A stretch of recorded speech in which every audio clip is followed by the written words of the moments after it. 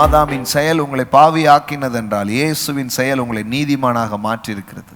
ஆதாம் பார்த்ததே கிடையாது. அவன் எவ்வளோ பண்ணிட்டு இவ்வளோ வேலையை பார்த்துட்டு போயிட்டாரு. நான் கடந்து இப்போ இவ்வளோ கஷ்டப்படணும்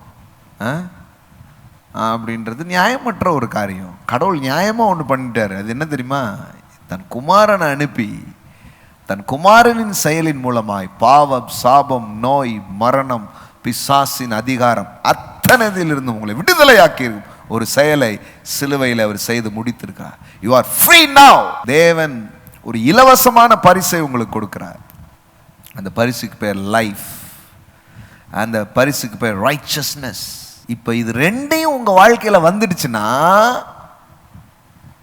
நீங்க வாழ்வதும் ஆழ்வதும் நடக்கும். அதான் சொல்லிட்டு இருந்தேன் நான் உங்களுக்கு. அங்க பாருங்க என்ன நடக்குது. When you receive the abundance of grace and the free gift of righteousness, reign in life through the one Jesus Christ. அதாவது சுவிசேஷமே என்ன? நீ வாழுவாய், நீ ஆளுவாய். நீ வாழுவாய், நீ ஆளுவாய். நீங்கள் வாழ்ந்திருப்பீர்கள். வாழச் செய்கிற அதே தேவன் உங்களை ஆளச் செய்வார். லைஃப் அப்படியே இன்னும் பெருக்கெடுத்து ஓடும் பொழுது you will reign in this life. ஆமென். ஆளுவார்கள் என்பது அதிக நிச்சயமாமே.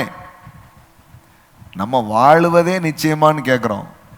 ஆனால் கடவுள் சொல்லுவார் ஆளுவதே நிச்சயம்ன்றார். என்ன அருமையான வாழுவனாயா அப்படிங்கும். கடவுள் சொல்லுவார் ஆளுவதே நிச்சயம்ன்றார். நீ என்ன வாழ்கிறத பற்றி பேசிகிட்டு இருக்க? ஆள்றதுன்னா என்ன? நீனே பல பேரை வாழ வைப்ப. ஓ மூலமாக அநேகர் என்ன பண்ணுவாங்க? வாழுவாங்க.